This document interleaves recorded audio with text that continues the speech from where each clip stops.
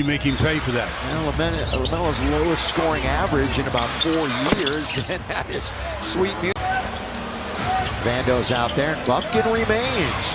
LaMelo launches, and it settles in. I would have come over and helped you up. I bounced off the floor on the ice. It was very slippery that day. Here is Bridges, the scoop.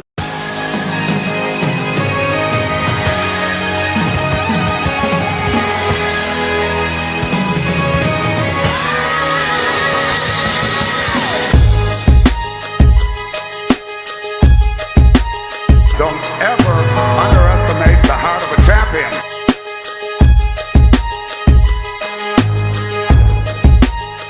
Okay, Ring Culture, welcome back to Ring Culture, where we play no games. We just spit game about the game we love. Before we get into this video, though, go over to my reaction page, the Nuclear Reaction, and check out my sports reactions. I got 3 of those sports reaction playlists over there. It's dope. Check it out. But back over here, Ring Culture.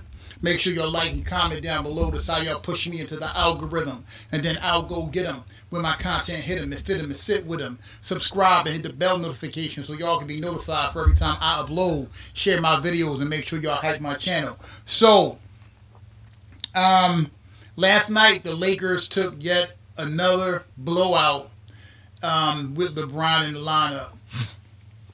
This is their 8th blowout since LeBron's been back. LeBron's been back for a total of 22 games. They've been blown out 8 times. But their record is still over 500 with LeBron in the lineup. It's 13-9. With LeBron out of the lineup, they were 11-6. We're going to look at some stats. I had to go check because since LeBron's been back, I've been noticing that the Lakers been getting their doors blown off in the losses that they've been taking. And look, having an above average record, above 500 record, while LeBron's in the lineup shows that the league is pretty much watered down. And this Lakers team is really not a bad team. They just have a bad link, LeBron James.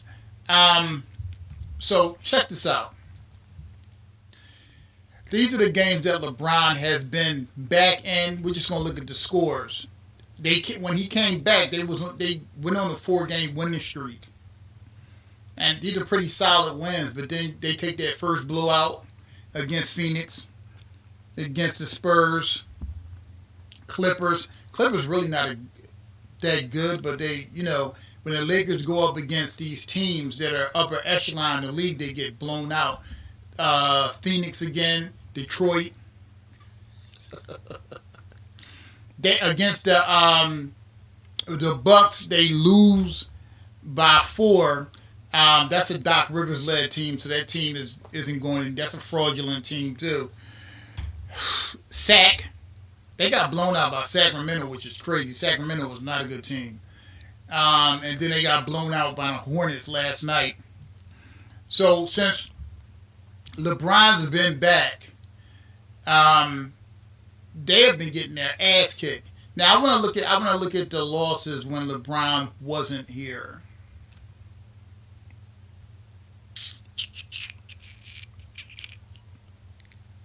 They lost this one as a blowout. Got blown out by Boston. Blown out by OKC. Blown out by the Hawks. Blown out by Portland. And blown out by Golden State.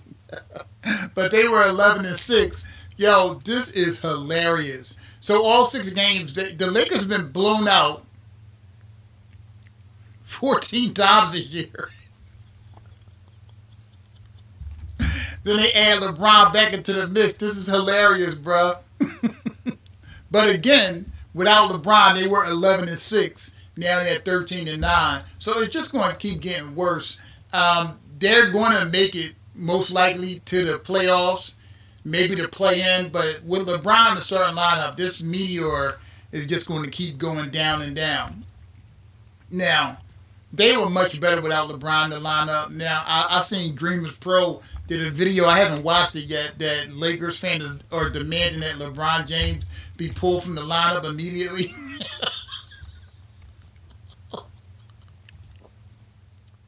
I think LeBron is like a minus 19 so far this year. It's just pathetic, man. It's just pathetic. I think the Lakers organization, if they got rid of LeBron now and had Austin Reeves back, who for some reason Rich Paul has targeted to be his scapegoat for LeBron, and we probably know is LeBron want Austin Reeves as either benched or gone. But they were better without LeBron, even though they took blowouts, as Joe saw just now. They're on that 8th blowout since LeBron's been back. So it's going to be more to come.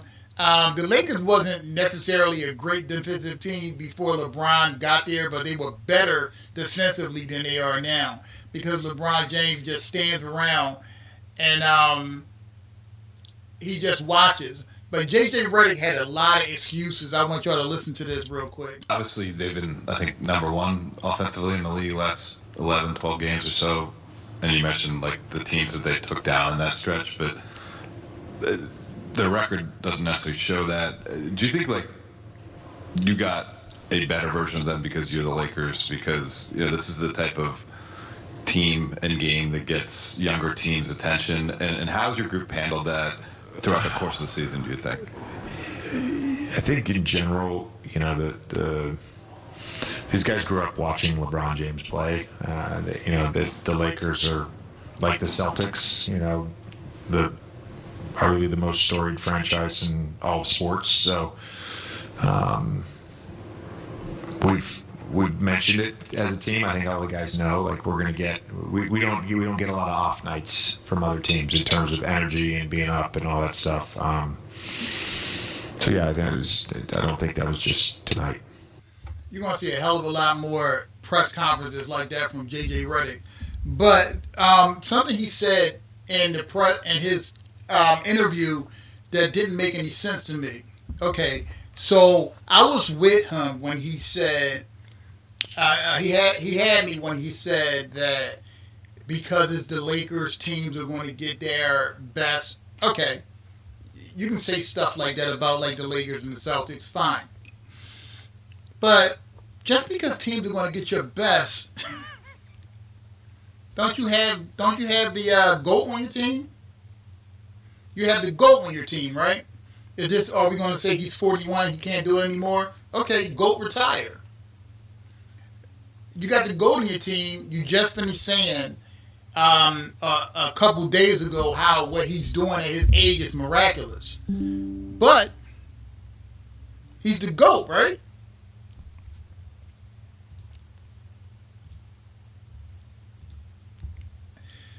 If he can't, this is the thing with LeBron ball boys, and J.J. Redick is one of LeBron ball boys. Whenever LeBron James stagnates the offense, barely plays defense, they get blown out with him in the lineup. Their defense suffers with him in the lineup. His turnovers, his choking in the clutch, stuff like that. Whenever things like that happen, they talk about LeBron as if, because of his age, he's not expected to be able to do anything on the basketball court because he's 41. Then right out the other side of their mouth, they'll say how he's still doing all these great things at 41 years old. Well, which one is it? You can't have both of them. He'll put up a 30-point game, which he put up 30 points the other night. He had like 11 assists and 9 rebounds. Great statistical game. And people will say, man, LeBron James, I think one of the announcers said LeBron James is still refusing to act his age. But there's a dark side to LeBron's stat pattern. Usually when LeBron stat pads like that, his team loses. So when you look at the other side of it, when you point out the countless amounts of plays that LeBron has on the court where he's being lazy on defense. And I don't know if y'all noticed this, but LeBron looks lost on defense. Have any of y'all noticed this yet? that LeBron doesn't really look like he knows what's going on defense? Is it just me? I've watched LeBron on defense several times. He looks like he really doesn't know what to do on defense. And then I watched several plays when LeBron could help. His teammate will be getting blown by or a little off of the defensive man, and LeBron will come down. LeBron can easily swipe down the ball and steal it, but he just comes down a little bit and he just stands there. Have you guys noticed that? I mean, is it just me? Even when they're playing zone defense, LeBron doesn't know where to be in the zone. Have you noticed it? Is it just me? So LeBron's defensive IQ, I'm going to say now, is pretty low. He has a low defensive IQ. And maybe that contributes to the fact, maybe that contributes to why his effort on defense is so lazy. Because he really doesn't know what to do. Because LeBron James has been lazy on defense. It's been over 10 years now that this guy has been half-assing it on defense.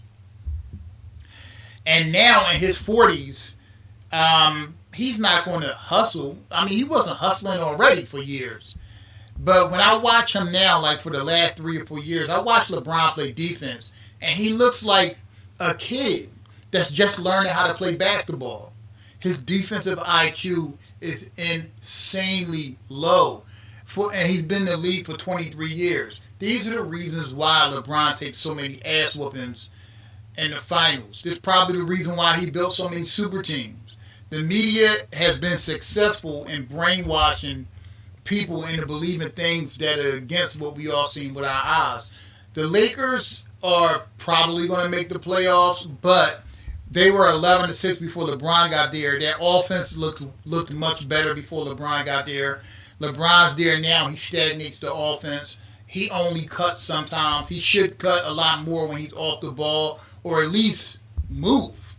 But he stands a lot of times at the top of the key or in the corner. He'll just stand there and watch everything transpire. And then those times when he does have the ball, say he'll drive and he'll miss a layup. He hasn't been touched, but he'll miss a layup. He'll stay on that end of the floor complaining to the referees, probably because he doesn't want to run back up the court. So LeBron James is definitely hurting the Lakers. He's definitely hurting them. He destroys team chemistry. I've told y'all this in countless of my videos that I've talked about LeBron, that if you watch LeBron play, he destroys team chemistry on offense also, but especially on defense. So this is nothing new. This team has taken that 8th blowout since LeBron's been back. The GOAT, top 2 player, 8 blowouts. Go ahead, ball boys. Y'all can make all excuses y'all want to, but LeBron James is the problem on the Lakers. If the Lakers get rid of LeBron James, I believe that 11-6 record would continue to get better. They would continue to be more cohesive with each other because LeBron James is not in the lineup to bog down the offense and destroy the chemistry. They would have grown more because they have a generational talent at the leadership in their offense, which is Luka. And Austin Reeves is a bona fide number 2. Like, well within number 2. And not to mention, the rest of their players played better when LeBron James wasn't in the lineup on offense and defense. But J.J. Redick is going to keep captain for LeBron. That's why I do not care about J.J. Redick job security. I want to watch this team go down in flames until they finally realize that they have an anchor in LeBron James just sucking the oxygen out of this team and out of every building that he's in. So, I mean, y'all let me know what y'all think. Do y'all notice that LeBron James' defensive IQ is extremely low, or is he just me? I don't know. I mean, we can all see it, right? But anyway, always remember, we are ring culture, because the whole point of the culture is to win rings. Good culture. I love y'all. Peace.